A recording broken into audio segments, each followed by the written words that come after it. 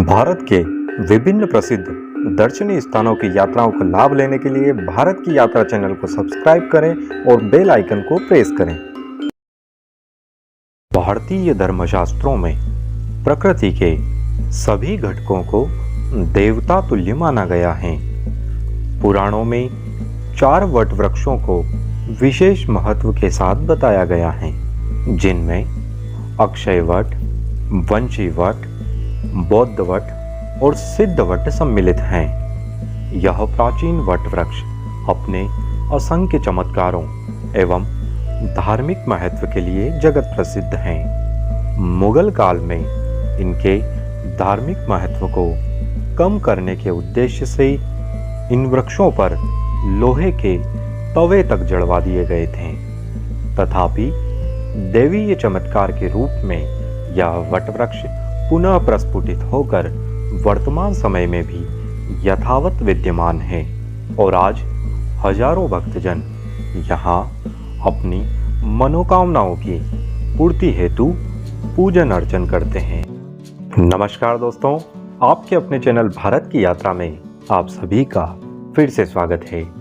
हमारी आज की यात्रा में हम दर्शन लाभ लेंगे भारत के मध्य प्रदेश राज्य के उज्जैन नगर में स्थित प्राचीनतम धार्मिक तीर्थ स्थान सिद्धवट धाम का। तो चलिए मिलकर यात्रा प्रारंभ करते हैं। श्री सिद्धवट मंदिर अथवा सिद्धवट घाट उज्जैन नगर का प्रमुख धार्मिक स्थल है। यह उज्जैन नगर के भैरवगढ़ क्षेत्र में स्थित है। यहाँ तक पहुँचने हेतु पर्याप्त साधन उपलब्ध होते हैं। तो दोस्तों, हम पहुँच चुके हैं हमारी आज की यात्रा के पड़ाव सिद्धवट धाम के मुख्य प्रवेश द्वार पर। जैसा कि आप देख रहे हैं, यह प्रवेश द्वार अति विशाल है। सिद्धवट का यह पवित्र धाम अति विस्तृत क्षेत्र में फैला हुआ है। इस परिक्षेत्र में कई दुकानें व पार्किंग की भी पर्याप्त सुविधाएं उपलब्ध हैं। आइए अब हम इस गलियारे से होकर मुख्य धाम की ओर बढ़ते हैं। मुख्य धाम नीचे की ओर शिप्रा के तट पर स्थित हैं। आइए सर्वप्रथम हम मुख्य मंदिर का दर्शन लाभ लेते हैं। मुख्य मंदिर में पवित्र वट वृक्ष के अग्रभाग में भगवान गणेश व भगवान शिव लिंग रूप में विराजमान हैं। पुराणों में इस पवित्र सिद्धवट को कल्प वृक्ष के समान सिद्धि कारक बताया है। यहाँ कलेवा बांधकर भक्तगण मनोकामनाओं की पूर्ति का आशीर्वाद प्राप्त करते हैं। यह पवित्र धाम हजारों वर्ष प्राचीन है, जिसका वर्णन हमें कई धार्मिक धर्म ग्रंथों में मिलता है। यहाँ पवित्र सिद्धवट के साथ भगवान गणेश व भगवान भोले शंकर के दर्शन करके आप सचमुच धन्य महसूस करते हैं। आइए अब हम इस पवित्र धाम के अन्य भागों का दर्शन करते हैं। सिद्धवट धाम में घाट पर ही एक विशाल दिव्य स्तंभ बना है।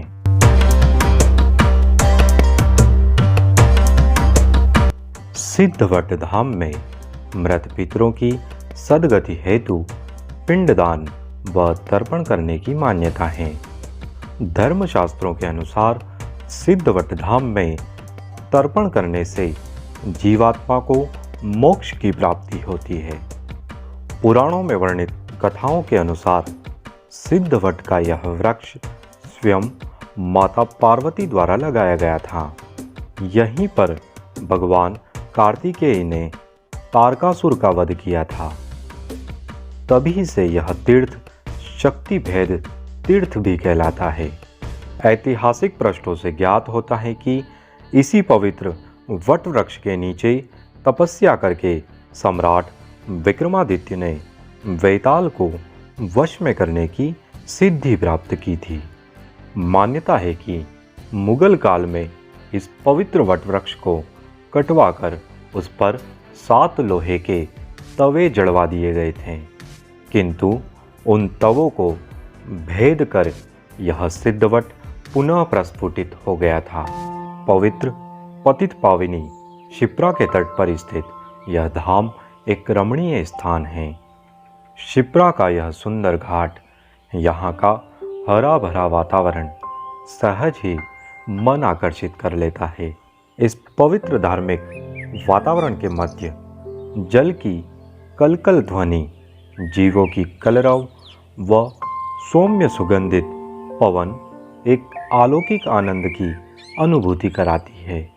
तो दोस्तों, आइए अब पुनः बाहर की ओर चलते हैं।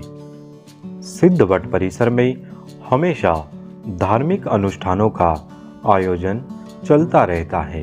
यहाँ प्रतिवर्ष कार्तिक शुक्ल पक्ष की पूर्णिमा तथा वैशाख कृष्ण पक्ष की अमावस्या का मुख्य स्नान एवं मेले का आयोजन होता है।